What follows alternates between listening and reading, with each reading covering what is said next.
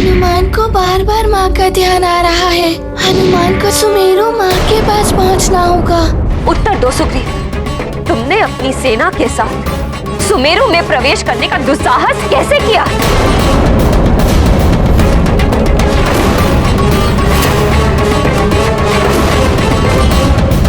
विवश हूँ मैं माता अंजना। विवश हो? मित्र राज्य पर आक्रमण करने की विवशता मेरी समझ से परे है। मुझे ज्ञात है सुग्रीव विवश क्यों है।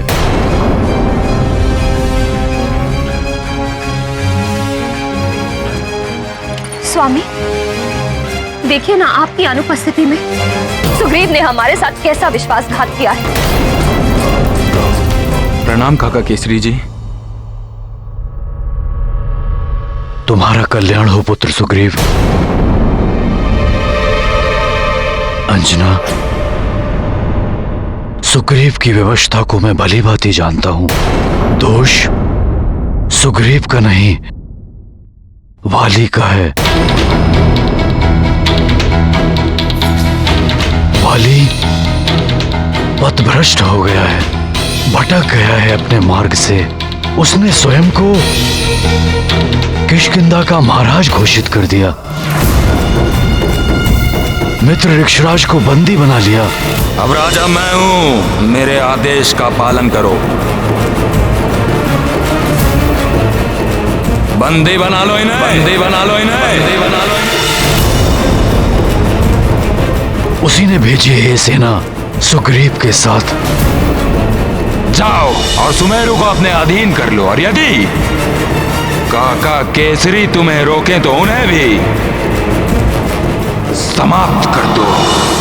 काका केसरी जी, जब से वाली भैया की मित्रता रावण से हुई है, तब से उन्होंने सारी मर्यादाओं को भुला दिया है। सर्वप्रथम आप उस वानर बालक के समान शक्तियां प्राप्त करें युवराज पानी। मेरी मित्रता स्वीकार कर लीजिए युवराज। हम दोनों मिलकर उस वानर बालक को परास्त कर सकते हैं। अब आपके समस्त स्वप्न पूर्ण होंगे महाराज बाली। महानता के शीर्ष पर आपको पहुंचाएगा आपका मित्र रावण।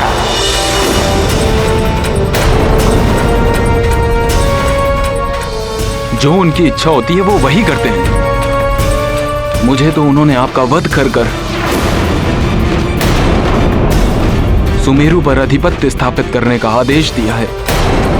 ये युवराज सुग्रीव को क्या हो गया? ये महाराज वाली के विरुद्ध हो गए तो वे तो इनका वध ही कर देंगे। कुसंगति मनुष्य की बुद्धि और उसका विवेक हर लेती है। वो उचित और अनुचित का मार्ग भूल जाता है। मर्यादा और धर्म के मार्ग को भूलकर कुपथ के मार्ग पर अग्रसर हो जाता है। अतः वो स्वयं के ही अंत और पतन का कारण बनता है। दुख मुझे इस बात का है कि वाली पर अनुचित मार्ग का इतना प्रभाव पड़ चुका है कि मैं उसे उचित मार्ग पर लाने के लिए कुछ नहीं कर पा रहा हूं।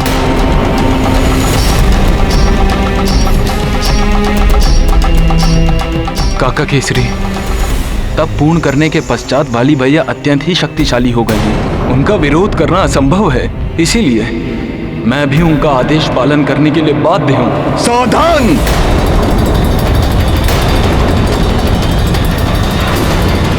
यदि किसी ने राजकुमार सुग्रीव पर प्रहार करने का प्रयास किया तो ये कोकट उसके प्राण हर लेगा।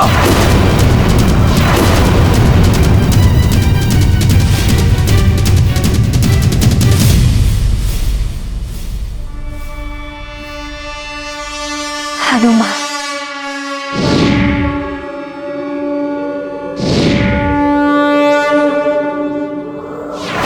कोकट, तुम्हारी इस धृष्टता के पश्चात भी तुम जीवित हो तो वो इसीलिए क्योंकि मेरा पुत्र हनुमान यहाँ नहीं है।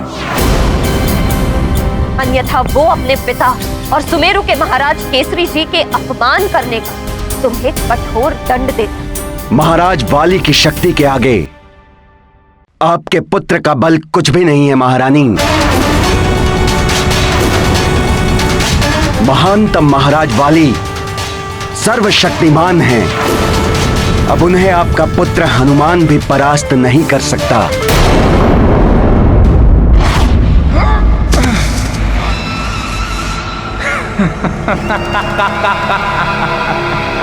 महानतम वाली की शक्तियों में और भी वृद्धि हो गई है। यद्यपि वाली महानतम उड़ नहीं सकता, किंतु ऋषि कुंभज की सहायता से महानतम वाली अब पहले से अधिक स्फूर्ति के साथ एक स्थान से दूसरे स्थान तक वहां अवश्य ही पहुंच सकता है। मरकट हनुमान, वाली की प्रतीक्षा कर। वाली को तुझसे द्वंद्व युद्ध करके तुझे पराजित करने से कोई नहीं रोक सकता।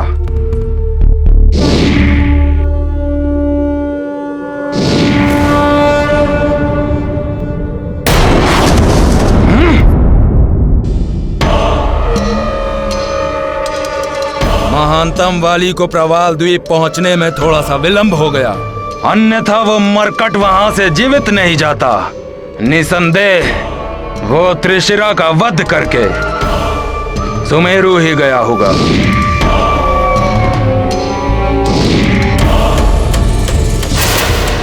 अब मैं भी सुमेरु जाकर उसका वध करूंगा।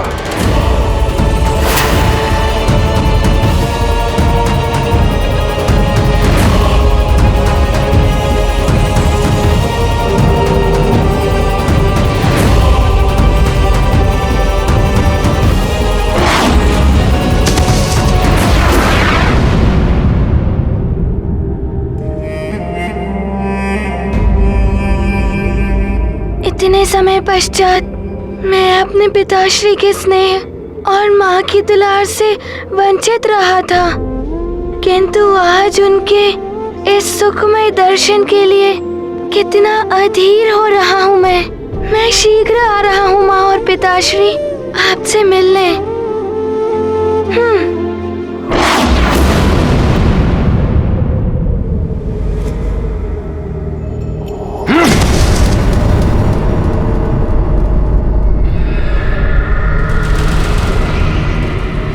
मेरे आदेश अनुसार सुग्रीव, उस मरकट हनुमान के सुमेरु पहुंचने से पूर्व ही मेरे अर्थात सुमेरु के महाराज महानतम वाली का आधिपत्य स्थापित कर चुका होगा। काका केसरी जी, यह सब मेरे लिए भी इतना ही दुखद है जितना आपके लिए, परंतु मैं विवश हूं। यदि मैं किष्किंधा के वर्तमान महाराज वाली भैया के आदेश से बंधा नहीं होता तो मैं स्वप्न में भी आपका शत्रु बनकर आपके या प्रिय मित्र हनुमान के राज्य में कभी प्रवेश करता ही नहीं। सुग्रीव, मैंने अपने मित्र ऋक्षराज को वचन दिया है कि मैं वाली का अहित नहीं करूंगा, उसे सन्मार्ग पर लाने की चेष्टा करूंगा। इसीलिए मैं कारागृह से उसे बिना बताए चुपचाप उसका सामना किए बिना चला आया, किंतु मैं उसकी अधीनता स्वीकार कर लूं, यह मुझे स्वीकार नहीं। मैं अपने राजधर्म से बंधा हुआ हूं। सुमेरु की रक्षा करना मेरा कर्तव्य है। काका केसरी, मैं ये युद्ध टालने का प्रयत्न कर रहा हूं। यदि हम शांतिपूर्वक सहमत हो जाएं तो... सुमेरु को अपने अधीन करने के लिए तुम मुझे सहमत नहीं कर सकते सुग्रीव।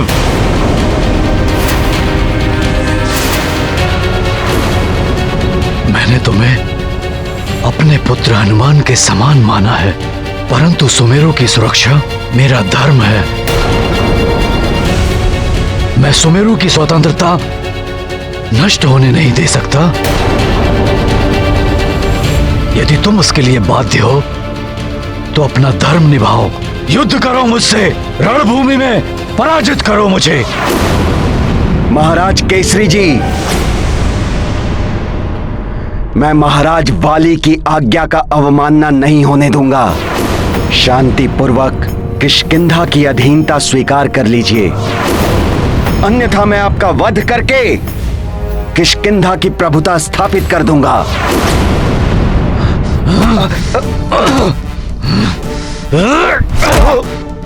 मेरी राज्यसभा के नियमों का उल्लंघन करने का अधिकार किसी को नहीं है कोकट।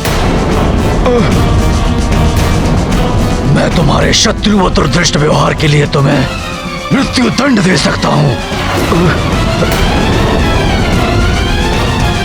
तुम इस समय पुत्र सुग्रीव और मेरे मित्र ऋक्षराज के प्रतिनिधि हो।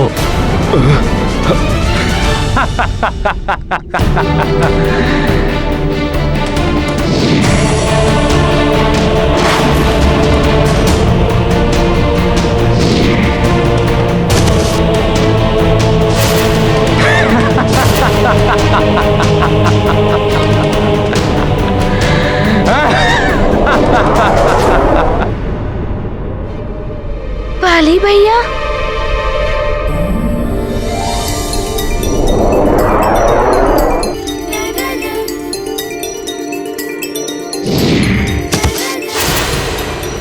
कितना सुखद आश्चर्य है। वाली भैया, लगता है उनकी तपस्या पूर्ण हो गई है। वाली भैया,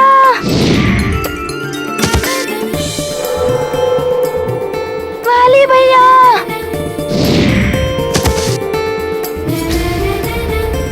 वाली भैया, वाली भैया।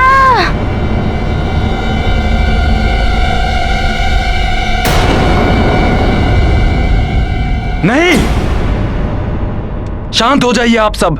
कोई किसी पर वार नहीं करेगा। कोई युद्ध नहीं होगा यहाँ पर। सुग्रीव, हम सब वाली का शुभ चाहते हैं।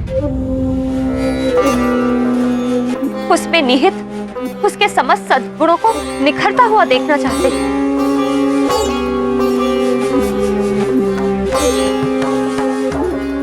कुसंगति से प्रभावित होकर वो अधर्म के मार्ग पर चल पड़ा। हमारा कर्तव्य है कि हम उसे पाप करने से रोकें, किंतु आप सभी इसके विपरीत उसकी आज्ञा मानकर उसके पाप का भागी बनकर यहाँ चले आए।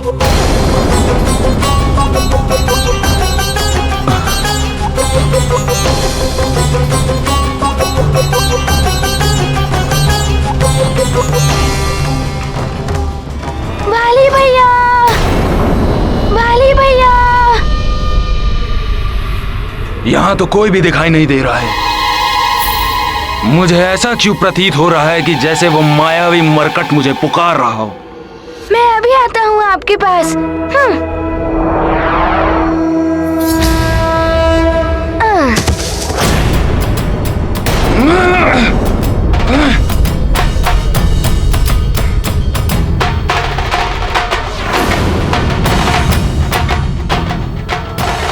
मरकट,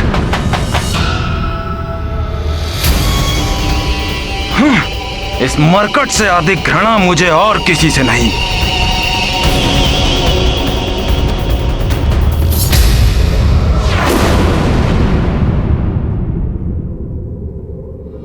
वाली भैया प्रणाम। वाली भैया, मैं तो अपनी माताश्री और पिताश्री से मिलने सुखद कल्पना से खोया सुमेरु चला जा रहा था, परंतु मार्ग में आपके दर्शन होंगे, इसकी तो हनुमान ने कल्पना भी नहीं की थी। वाली भैया, आप यहाँ कैसे? और आपकी तपस्या कब पूर्ण हुई? कहाँ जा रहे हैं आप मेरे साथ चलिए ना सुमेरु। हम दोनों साथ चलकर माँ और पिताश्री को चकित कर देंगे। सुमेरु पहुंचकर चकित तो तुम होते हनुमान, परंतु अब तुम स्वयं मेरे सामने आए हो, तो इस बार मैं तुम्हें बचकर नहीं जाने दूंगा। आप ये तो बताइए, आपको अपनी तपस्या से क्या वरदान प्राप्त हुआ? अवश्य ही कोई बड़ा वरदान प्राप्त हुआ होगा, इतनी घोर तपस्या जो की है आपने। जब वाली तुम्हारी आदि शक्ति प्राप्त कर उनका प्रयोग तुम्हारे ऊपर ही करेगा, तब तुम्हें स्वतः ज्ञात हो जाएगा कि मुझे क्या वरदान मिला है। वाली भैया, आप मेरे प्रश्नों का उत्तर क्यों नहीं दे रहे हैं? आप किसी कारणवश मुझसे रुष्ट तो नहीं है ना? घृणा करता है वाली तुमसे मरकट, घृणा। वाली भैया, आप मुझसे बात नहीं करना चाहते तो मत कीजिए, परंतु अनुज के समान हनुमान को अपने गले से तो लगाइए।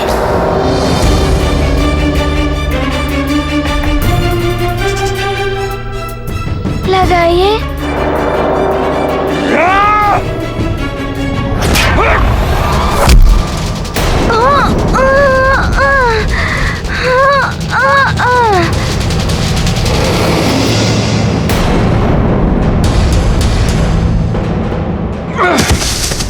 वाली भैया वो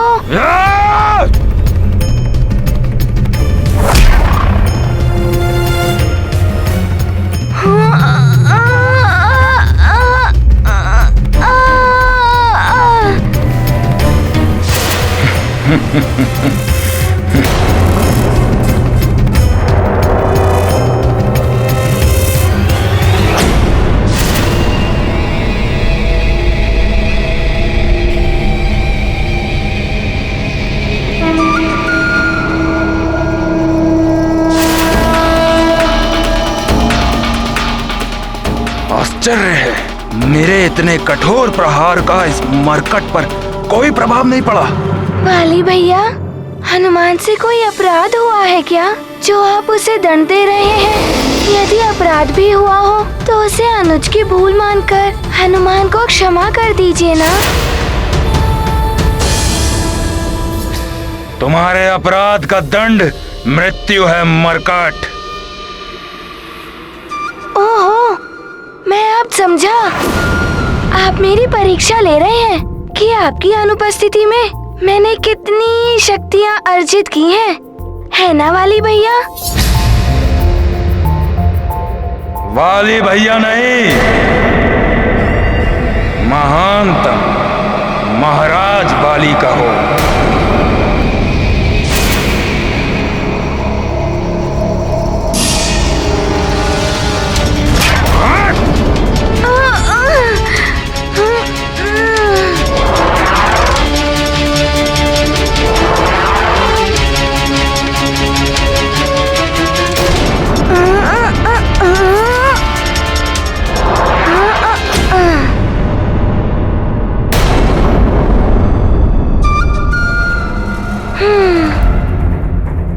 वरदान प्राप्त करने के पश्चात जिससे भी मैंने युद्ध किया है उसकी आधी शक्ति तुरंत मुझ में समाहित हुई है, परंतु इस मरकट के साथ ऐसा क्यों नहीं हो रहा है?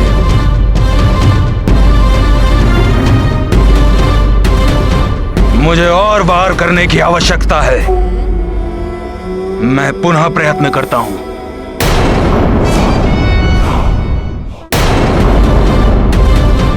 मुझे और वार करने की आवश्यकता है। मैं पुनः प्रयत्न करता हूं।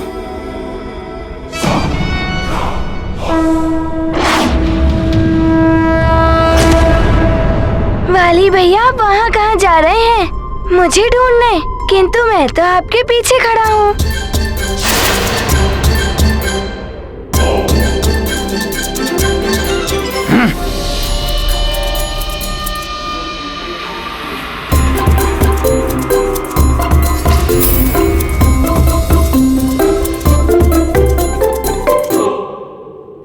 अब इस पर मेरे इस वार के पश्चात इसकी आधी शक्ति मुझे अवश्य प्राप्त होगी।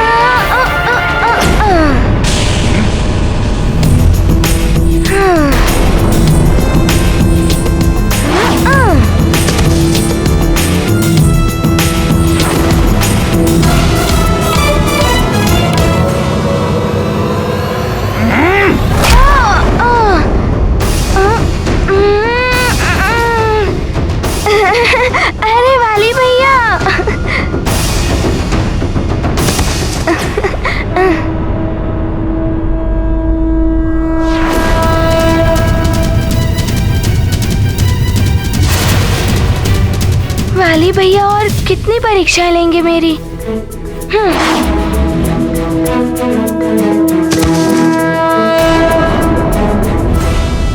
वार पर वार कर रहा हूँ, परंतु इसके पश्चात भी इसकी आधी शक्ति इससे निकलकर मुझ में विलीन क्यों नहीं हो रही है? वाली भैया कब तक परीक्षा लेंगे मेरी? अब तो बताइए।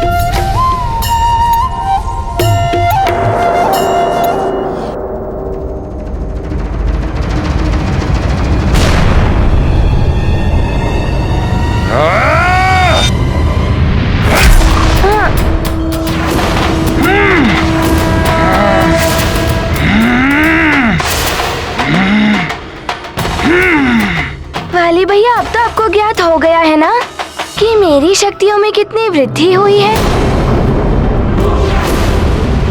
अब आप ये परीक्षा समाप्त कर दीजिए,